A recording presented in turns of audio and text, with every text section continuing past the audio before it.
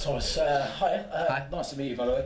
Nice to meet you. Let's start by reflecting on the result of the weekend. First of all, not only how pleasing was the result, but also the fact that you made the changes. Average age of the side just over 20 years old.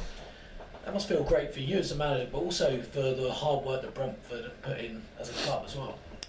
Yeah, I was very delighted. I think the performance and the result was very much well done to everybody who's been working in this club for the last 3, 4, 5 years. At least 3 years, because we take with the B team, I think that's 3 years ago, something like that.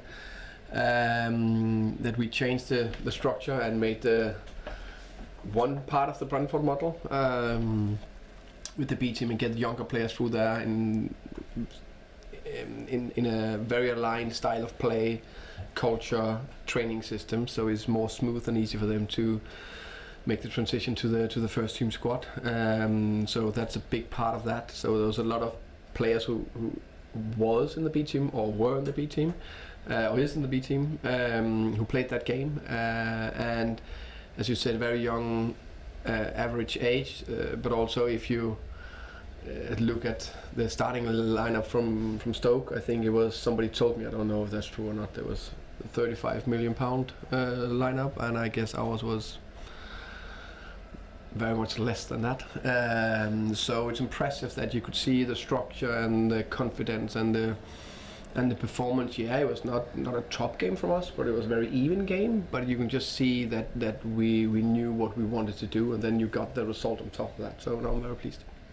And how important is it for those young players to aspire to obviously get into the first team regularly, but obviously with how well you're doing this season, that must help so much?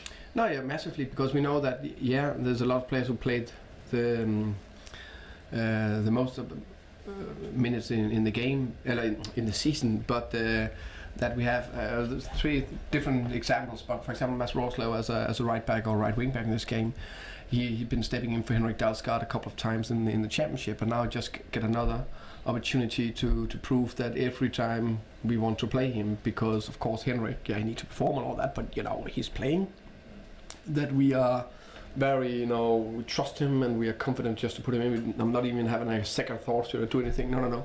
So he's just building on that momentum. Max Beck Sorensen, so he's been a little bit unlucky with injuries this season, so he got a little bit back in line for the centre back position.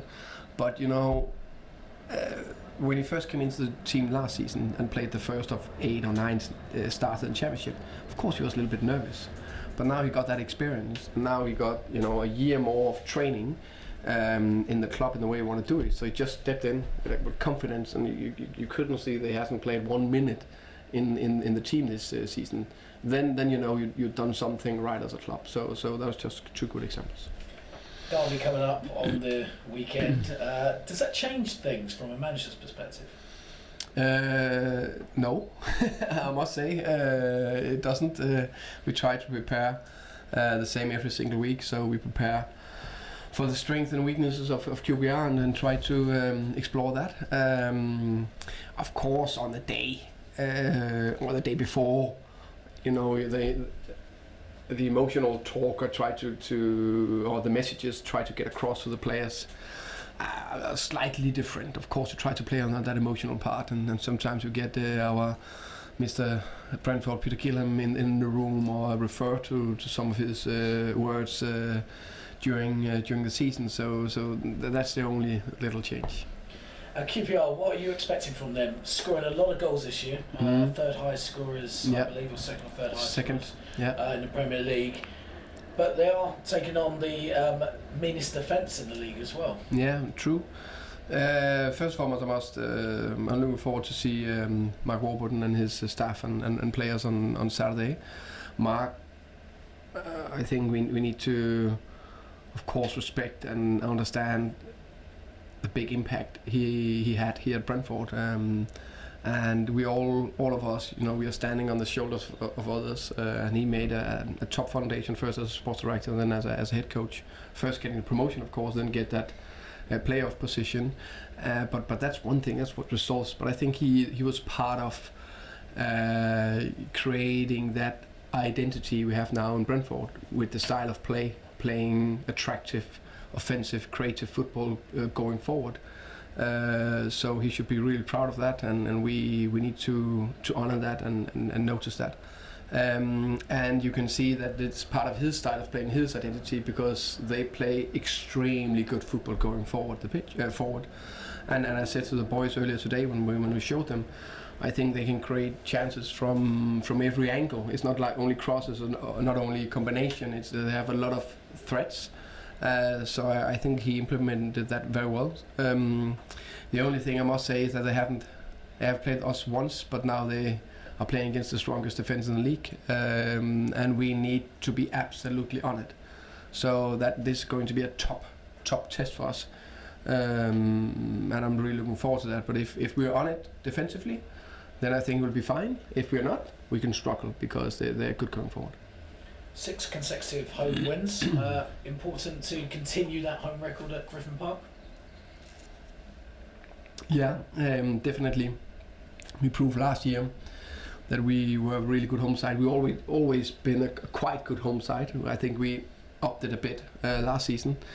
And it is extremely important for us to make us a fortress at Griffin Park, and for various reasons, give you a lot of points, and you get that the home fans, a little bit more on the front foot when everything is going the right way, and that everybody have that big belief when we step across the white line, we know that we are good, and it's very difficult to beat us. Of course, we can lose. We always need to show that attitude that we are humble, but with big confidence. And also because it's the last season at Griffin Park, I think it's so extremely important that we do everything we can to create these magical moments at Griffin Park, and hopefully we can create another one on Saturday.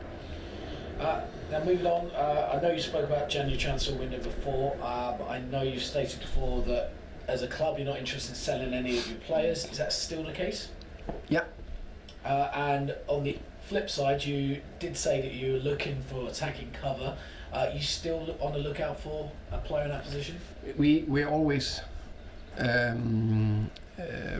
prepared, and on the front foot if something should happen.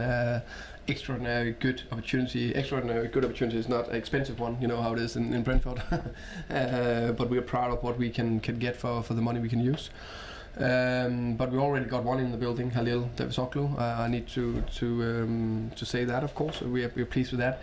Emiliano Marcondes came back from Midtjylland, so he can play one of the 8s and also play one of the front 3 if needed. Then maybe we need one. That depends. Now Joel Valencia is back from injuries, so we are in a pretty good place. So it's not like we are in a hurry or we need to get one. We're just aware. A couple of reports today. Emre Moore, any truth in that rumour at all? I think I would love to discuss everything about players who's in-house, as long as they're not in the club. Well, no reason for me to discuss any names or rumours. I won't ask you about Lyle Taylor at Charlton then. It's the same, yeah. Okay, finally for me, we've seen some images of the new stadium. How exciting is it that you've got that to look forward to, and the club's really progressing forward with something quite iconic coming in the summer? No, yeah, we're really looking forward to move into the new stadium, because I think it's obvious that we need to go into a modern ground and create a new story. It was always a little bit sad when we've been so pleased and so happy for playing at Griffin Park, and as you said, is one of the most iconic grounds in England now. I think the opponents, they hate to come to play to Griffin Park. That's a good advantage. So it's a little bit in between. It's like when you say farewell to something, especially when you had good times with that part. It's always a little sad, but also you'll need to say hello and hello to the next chapter in our history. Bittersweet. Exactly. Well described, much better than me. Thank you. You're welcome. Cool. Thomas, good afternoon. Good afternoon. Just in regards to Brentford's striking force, I think Neil Warnock has said that Bees have the best front line in the division. Does that give confidence to your players, or does that put a bit of pressure that outside observers are really starting to focus on how good they've been? Good question. I think it's always good when different voices, opponents, coaches, players, whatever, they acknowledge or they speak about how good we are in whatever area, because then you've done something good. Yeah. But that also raised the expectation, of course, in many ways, and that's a nice, good challenge, because then the front three need to keep their level or even add to it, and I think that's perfect, because that's also fit with the mentality and the nature of our club, but also the three players. They want to improve every single day. A very good example is that yesterday, and I gave the players this exam this morning as well. Tuesday, we trained 1 hour and 50 minutes. Normally you're around 1.5 hours, but we got a little bit carried away, okay, because we're enjoying being out there. And then after that, session was done. I went in the room and then I had my lunch. Yeah. Looked out the window. It was 2 hours and 15 minutes after we started the session, and there was still Emiliano Marcontes, Said Benrahma, Ollie Watkins, and Christian Nørgaard out there with Brian Reimer, the assistant manager. So that's a good proof that they want to be better and they want to put extra layer on their level. The arrival of a new signing, the return of Emiliano, and he's got his first goal, which is great. That's to talk fantastic. about that last week.